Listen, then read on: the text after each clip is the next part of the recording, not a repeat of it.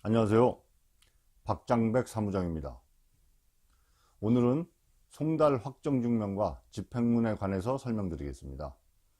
여러분, 소송을 해서 판결을 받게 되면 패소한 피고는 그 판결문의 내용대로 스스로 채무를 이행하는 경우도 꽤나 있죠. 그런데 또 한편으로는 패소 판결을 받고도 그 피고가 그냥 그대로 나몰라라 하거나 배째라는 식으로 방치하는 경우도 적지 않게 발생하고 있는데요. 이럴 때는 어떻게 해야 할까요? 네, 강제집행을 해야 되겠죠. 강제집행에는 부동산을 경매하거나 동산을 경매하거나 아니면 뭐 예금 통장, 뭐 임금 청구권, 뭐 물품 대금, 공사 대금 청구권 이런 채권을 압류 및 추심하거나 압류 및 전부해서 하는 방법들이 있는데요.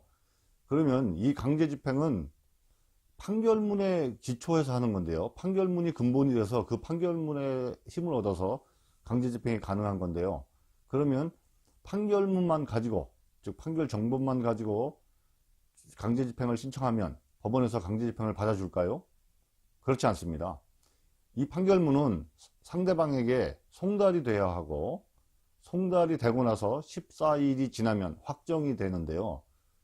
이렇게 판결문은 송달이 되고 확정이 되어야 강제 집행을 할 수 있게 되는 겁니다. 그런데 이렇게 송달이 되고 확정이 되어야 강제 집행이 가능하다는 설명에는 상당히 폭넓은 예외가 있는데요. 재산권에 관한 소송에서는 재산권에 관한 소송이 대부분 꽤나 많죠. 소송 중에 차지하는 숫자가 많습니다. 그래서 폭넓은 예외라고 하는 건데요. 재산권에 관한 소송에서는 아주 특별한 경우가 아니면 가집행 선고부 판결을 내리게 됩니다. 이 가집행 선고부 판결이라는 것은 예를 들면 이런 겁니다. 판결 주문 1항 피고는 원고에게 1억을 지급하라. 2항 소송 비용은 피고가 부담한다. 3항 제1항은 가집행할 수 있다. 1항이 뭐였죠? 피고는 원고에게 1억을 지급하라는 것이었죠. 그 1항에 대해서는 가집행을 할 수 있다는 것입니다. 이 가집행은 판결의 확정이 필요가 없습니다. 판결의 확정이 필요가 없습니다. 그리고 이 가집행 선고부 판결을 해주는 취지는 이 피고가, 채무자가 자기가 돈을 변제해야 되는, 채무를 이행해야 되는 것을 뻔뻔히 알면서도 시간을 마냥 끄는 것을 방지하기 위해서 그런 것입니다. 아까 설명드릴 때 송달을 받고 나서 14일이 지나면 판결이 확정된다고 말씀드렸는데요. 그러면 그 14일을 못 참느냐? 이렇게 생각하실 수도 있는데, 그런 분도 계실 수 있는데, 피고가 판결문을 송달을 받고 나서 아무것도 안 하고, 아무 대응도 안 하고 14일이 지나면 확정이 된다는 것이죠. 그런데 항소를 하게 되면 확정이 안 됩니다. 항소심 판결이 선고돼야 하고요. 또 그 항소심 판결이 역시 또 14일 지나서 확정이 돼야 되는 것이죠. 그리고 항소심에서 또 대법원에 상고심을 하게 되면 어떻게 되죠? 대법원 판결이 확정될 때까지, 대법원은 선고가 되면서 확정이 되는 거니까, 대법원 판결이 선고될 때까지 마냥 2년, 심지어는 3년도 막 끌을 수가 있는 거죠. 그런 것을 방지하기 위해서 재산권에 관한 소송에서는 가집행 선고부 판결을 해주는 겁니다. 그러면 이 가집행 선고부 판결이 붙은 판결문은 확정은 필요가 없습니다. 송달만 되면 되는 것입니다. 다시 돌아와서 이게 송달과 확정이 되어야 강제 집행을 할 수 있는데, 판결문에 송달 확정 증명원을 붙여야 되는 겁니다. 그래서 이 판결문만 가지고는 강제 집행을 할 수가 없습니다. 판결 정본이 있어도. 거기에 송달 확정 증명원을 첨부해야 하는데요. 송달 확정 증명원은 법원에 그 재증명 창구에서 신청을 하면 그 즉시 발급해 줍니다. 한 통을 신청하면 한 통, 두 통을 신청하면 두 통. 그리고 발급을 받고 나서 나중에 시간이 한참 지나서도 또 신청하면 발급을 해줍니다. 판결 정본도 마찬가지고요. 판결 정본과 송달 확정 증명원은 인지만 첨부를 하면 한 1,000원, 1,500원 그 정도 됩니다. 인지만 첨부를 하면 얼마든지 발급을 해주는데, 이 송달 확정 증명원은 A4 용지 한 장으로 되어 있습니다. A4 용지 한 장에 간략한 사실이 기재되어 있습니다. 이 판결 정본이 피고에게 몇 년 몇 월 며칠 송달되었고 몇 년 몇 월 며칠 확정되었다. 송달 증명과 확정 증명을 합쳐서 그냥 한 장의 서류로 그냥 송달 확정증명 발급이 가능하고요. 또 송달증명원만도 발급이 가능하고 확정증명원만도 발급이 가능합니다. 자, 이렇게 판결 정본에 송달 확정증명원이 있어야 강제집행을 할 수 있는데, 그러면 또 이 두 가지만 있으면 강제집행을 할 수 있느냐? 그렇지 않습니다. 집행문을 발급받아야 합니다. 집행문도 역시 A4 용지 한 장으로 되어 있습니다. 오늘은 A4 용지 한 장짜리가 많이 나옵니다. A4 용지 한 장에 이 판결 정보는 피고 김채무에 대한 강제집행을 위하여 원고 박 채권에게 내어준다. 이렇게 간략한 문구가 기재된 A4 용지 한 장짜리, 이것이 집행문입니다. 그래서 판결 정본, 송달 확정증명원, 집행문, 이렇게 세 장이 하나의 세트가 돼서 그냥 판결 정본이 아닌 집행력 있는 판결 정본이 되는 것입니다. 이것이 있어야 집행이 가능한데요. 여기서 한 가지 알아두실 것은, 아까도 설명드렸지만 판결 정본과 송달 확정증명원은 그 자리에서 내어주고 10통이든 20통이든 신청하는 대로 내어주고 또 지금 발급받고 나서 나중에도 발급이 가능한데, 집행문은 그렇지 않습니다. 집행문은 최초 한 번 신청할 때는 판결문이나 송달 확정증명원과 같이 그 자리에서 내어줍니다. 처음에 한 번은. 그런데 그 다음서부터는 그냥 내어주지 않습니다. 이 집행문을 재발급 받으려면 그 재발급 신청을 해야 하는데요. 이것을 제도부여 신청이라 합니다. 집행문 제도부여 신청. 그러면 이 제도부여 신청을 하게 되면 법원에서는 판단을 하게 되죠. 판단을 해보는 겁니다. 아, 이 사람에게 집행문을 내어줘도 되겠구나. 판단이 되면 내어주고요. 아, 집행문을 발급해주면 재발급을 해주면 안 되겠구나. 판단이 되면 발급해주지 않습니다. 그리고 발급을 해주게끔 판단이 된다 하더라도 바로 발급이 안 됩니다. 두 번째부터는. 제도부여 신청을 하면 통상 약 2, 3일 정도 후에 발급이 가능합니다. 오늘 신청하고 2, 3일 후에 가서 발급을 받아와야 되는 겁니다. 그러면 집행문을 왜 또 받아야 할까요? 분실한 경우에 당연히 발급받아야 되겠죠. 그렇죠? 집행문은 원칙적으로 한 번밖에 발급이 안 되는데 많은 공을 들여서, 큰 노력을 들여서 판결을 받아놓고 집행문을 분실했다고 해서, 집행문이 없어졌다고 해서, 파손됐다고 해서 강제 집행을 못한다면 참 말도 안 되는 거죠.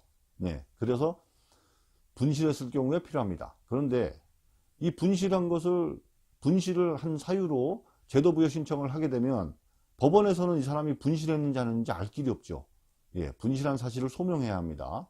그런데 모든 것이 마찬가지지만 집행문을 가지고 있다는 것은 증명하기가 아주 편해요. 그죠? 집행문을 보여주면 되니까.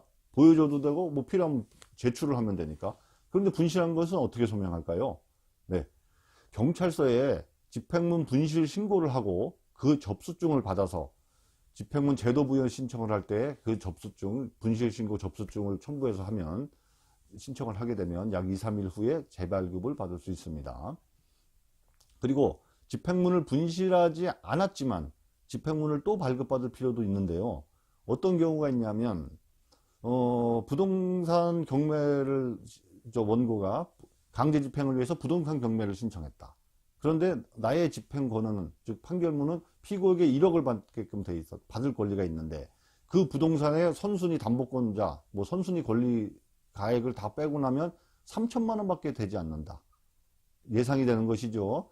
잘 받아봐야 3천만 원이다. 그러면 내가 그 부동산 경매를 신청을 하고 다른 데 집행을 하려면 이제 집행문이 없죠. 신청하고 바로 안 줍니다. 강제 집행은. 강제 집행을 신청할 때는 아까 말씀드린 판결정본, 송달 확정증명원, 집행문 3개, 1개의 세트, 이 집행력 있는 판결 정본이 있어야 신청이 가능하기도 하지만, 그 강제 집행 절차가 완전히 종결될 때까지 그 집행력 있는 판결 정본은 그 집행 법원에서 보관하고 있습니다. 그렇기 때문에 강제 집행을 다른 데 할 수가 없어요. 이 집행문을 가지고 다른 데 집행을 하려면 이 강제 집행 절차가 다 종료된 다음에, 그 다음에 그것을 다시 환부받아서 해야 하는데, 압류 추심 같은 경우는 그다가 오래 안 걸리지만, 대략 빠르면 한 2주 안에도 될 수 있죠. 동산 경매 같은 경우가 한 달, 한 달 정도 뭐 이렇게 걸릴 수 있는데, 자, 부동산 경매를 신청했다고 하면 이 부동산 경매는 1년 내외가 걸립니다. 뭐 2, 3년 걸리는 경우도 있습니다. 그러면 그것을 강제 집행을 신청하고 나서 1년 정도를 기다렸다가 거기서 그 배당 절차에서 경매가 낙찰이 되고 나면 거기서 배당 절차에서 한 3천만 원 받고 나머지 7천만 원 받으려고 환부받아서 그것으로 또 다른 곳에 강제 집행을 신청해야 한다. 참 답답하시죠? 네. 그래서 이때도 제도 부여를 받을 필요가 있는데, 여기서 제도 부여는 내가 어디에 집행을 했다. 집행을 해서 이 집행문을 어디에 쓰고 있는데 다른 곳에 집행할 필요가 있어서 또 제도 부여를 한다. 뭐 이렇게 소명을 해서 해야 되는데요. 이것도 역시 소명하는 방법은 법원에서는 알 수가 없어요. 이 집행문을 들고 있으면서 아까 제가 조금 전에 말씀드린 사유로 제도 부여 신청을 했는지 진짜 사용하고 있는지 알 수 없기 때문에 강제 집행을 신청하면서, 보통은 신청하면서 하는데 신청하고 나서 나중에 발급받을 수도 있습니다. 사용증명원이라는 것을 발급받습니다. 사용증명원이라는 것도 역시 아까 A4 용지가 많이 나온다고 했죠. 한 장짜리가. A4 용지 한 장에 사용증명원 사건 번호 기재가 돼 있고, 이 집행력 있는 판결 정본이 우리 법원에서 강제 경매에 사용되고 있음을 증명함, 이렇게 간단한 사실을 증명하는 그 증명원을 내어줍니다. 그 뭐 인지 아마 500원인가 낼 겁니다. 예. 그렇게 해서 사용증명원을 발급받습니다. 그 사용증명원을 가지고 제도부여 신청서에 첨부를 해서 제도부여 신청을 하게 되면 2, 3일 후에 발급을 받을 수가 있게 되는 겁니다. 그리고 또 한 가지, 집행문이 그냥 제도부여가 아니고 수통부여 신청도 있습니다. 수통부여 신청. 자, 그것은 무엇이냐면, 아까 얘와 마찬가지로 내가 판결문상 받을 돈이 1억인데, 그 피고의 채무자의 재산이 여러 군데, 뭐 예를 들어 10군데에 1,000만 원짜리가 있어. 부동산이. 뭐 부동산이든 동산이든 어쨌든 1,000만 원 미만짜리가 10군데가 있습니다.